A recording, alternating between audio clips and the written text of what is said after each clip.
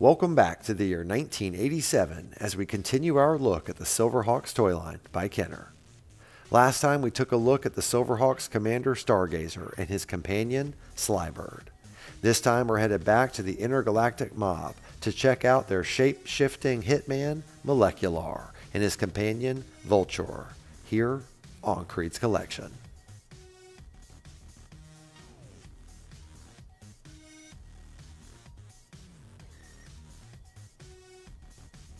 Hey, and welcome back to another episode of KREED'S collection.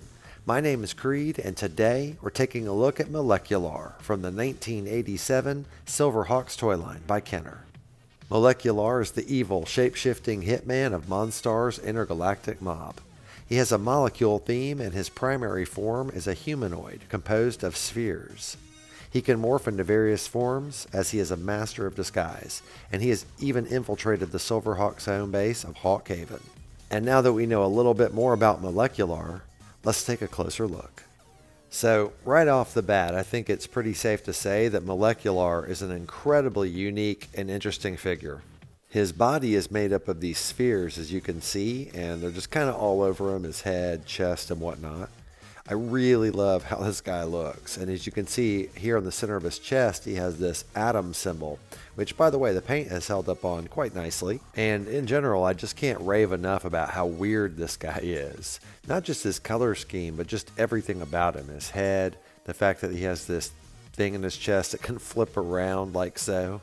Of course, this is to mimic his shape-shifting, and you can also pop off his arms and also pop off his legs, but we'll take a look at that stuff here in a little bit. His right arm comes down to a fist, and it looks like there's a swivel point here, but there actually isn't. And over here on his left arm, you can see it comes down to this attachment, and it's got his accessory here, which we'll pop off and take a look when we come back to it in the accessory section. As we come down his legs, we get to his kneecaps, and you can see that they're bulbous and spherical, and of course that matches all the rest of his body. And down here you can see on his feet he's wearing these boots, and they look just like Robin's boots from Batman to me, which is pretty funny. All in all, I have to say that Mo-Lec-U-Lar is a really awesome figure. I love that his head sculpt and body are so interesting and different, and he's a really cool villain. Here's a quick look at the backside of Mo-Lec-U-Lar, just so you have an idea of what it looks like. And we're going to move right along to the articulation section. Mo-Lec-U-Lar's knees can bend 90 degrees, well, not quite 90 degrees, but pretty close. And then here at the hip, his leg can flip up, and it can actually go all the way around full 360 if you wanted it to. Mo-Lec-U-Lar also has a waist swivel. Yeah, you guys know how much I like that. It's one of my favorite points of articulation. Shoulders can go up all the way around full 360 if you like. His head can turn left, and the molecule actually turns with it.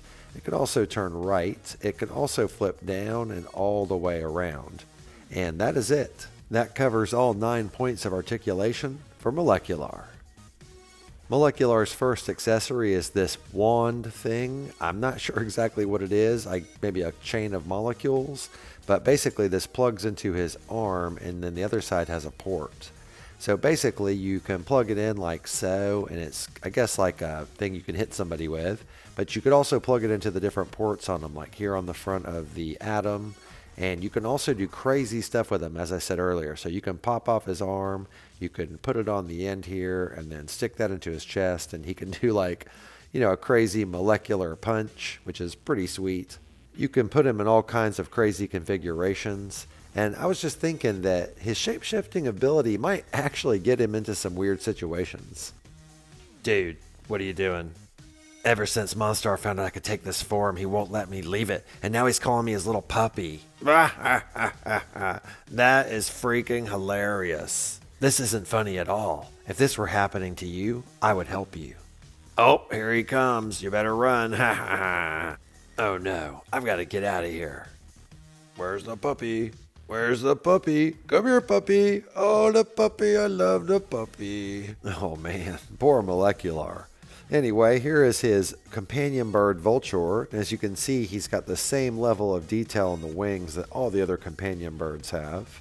His face here has got the beak and eyes. It's really nice looking for a robot bird, not to mention his claws, which we'll come back to. Now, overall, I really like how this guy looks, but there's one thing about him. He has a very boring ability. You push down his tail and his wings kind of pop together.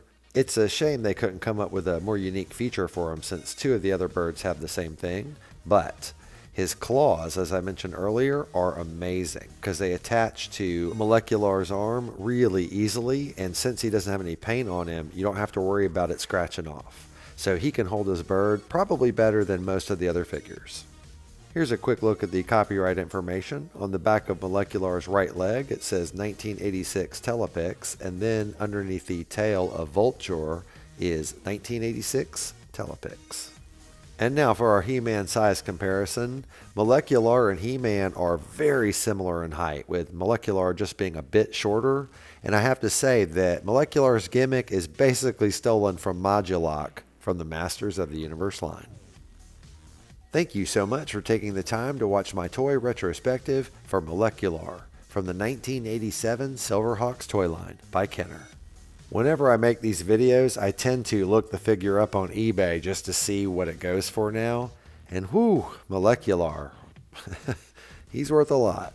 And if you're wondering why the skit didn't have the green screen background this week, it's because Buzzsaw blended perfectly with the background and was basically invisible. So now I know I have to go pick up a blue screen as well. I hope you enjoyed the video, and if you did, please leave a thumbs up. And if you have any thoughts, please leave a comment. I love reading and responding to them. And while you're at it, if you haven't already, please consider subscribing. I'd really appreciate it, and it would help my channel grow.